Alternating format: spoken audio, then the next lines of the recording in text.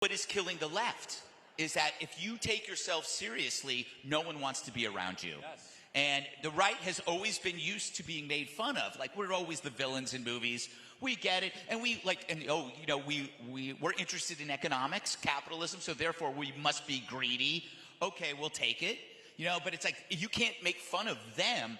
And so that's why, so now you're seeing the whole comedy sphere being taken over by really ballsy comedians. You start seeing it in England. You see Ricky Gervais or Russell Brand. Russell Brand was a big-time leftist.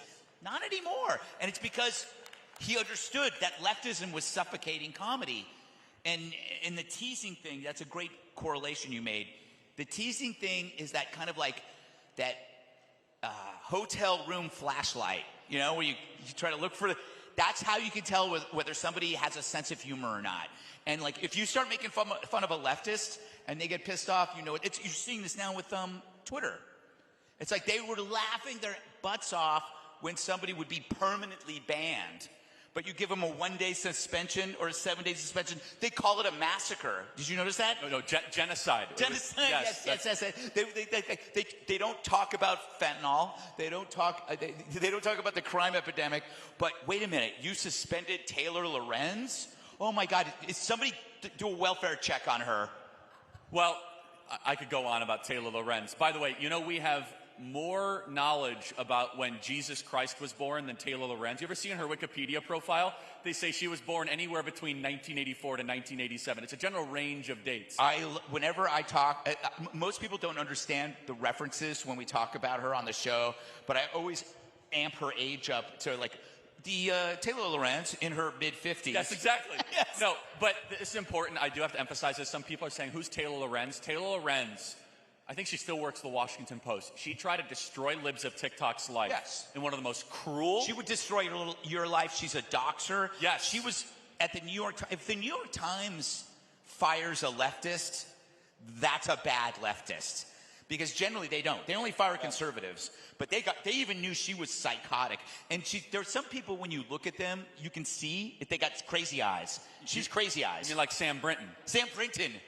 Remind people who he is, because I don't know if that's a household name Sam Brinton is an American hero, the non-binary chief assistant of nuclear cleansing, whatever, shaved head, bright lipstick, no pedigree whatsoever, except some pretty impressive majors at MIT, but no sources whatsoever. It's like he doesn't get cited for anything, but he gets this major job in the government. And why? Because he ticked the intersectional boxes.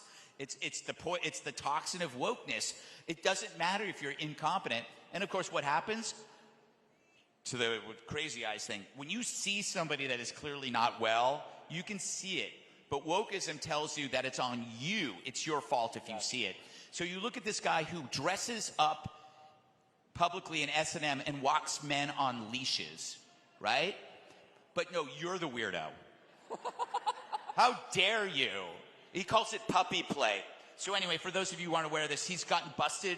He has a really weird penchant for stealing other people's luggage.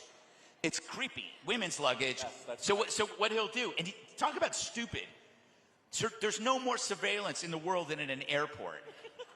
It's more than a bank. It's more than a bank. And he'll go in and he won't check a bag, but he'll take a bag. And then he said, oh, it looked like my bag. And he says, well, it still had my clothes in it. Like, that's physically impossible. And he goes, I left the clothes. It was in the hotel room. No, you didn't. Then they find out he did it in Vegas. First he did it in Minneapolis. So he finally turned himself in. And it did give me an idea for a game show called, I think it's called Baggage Carousel. Or whose luggage is it anyway? Yes. That's better. I hate you, Charlie. See, I imagine a game show where baggage is just going around and the contestants have to grab it and you never know what's in it. But whose bag is it anyway? Pretty good. Yeah, but I think what's so interesting about the story, though, is anyone who dare notice, and that's a theme I want to explore with you, Greg, is the crime of noticing. We were called bigot, anti-trans, and actually, in reality, it's like, okay, this person has, I believe, deep-seated mental problems. I don't want to trivialize that.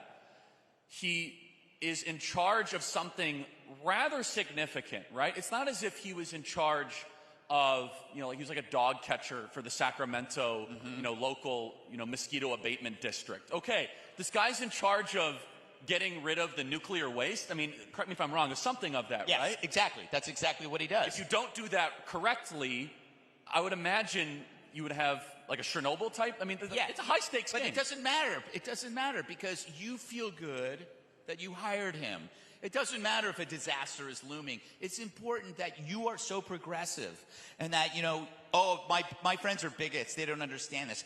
I always go back and I think about the families of a sibling or a parent who's going through this. There's a recent Navy SEALs guy who transitioned, Chris Beck. Yeah, and then made an announcement it was a mistake. That it was a mistake. And when you listen to him talking about it, it's like, duh. But imagine his family at the time he was going through that and being forced into silence because of this idea that if you disagree. So you're sitting there, you're going like, man, I don't want my brother. I think my brother's got an issue. He's courageous. He's, won so many medals as a SEAL. And he's saying that he wants to be a woman. There's something wrong here. Why can't we talk about it?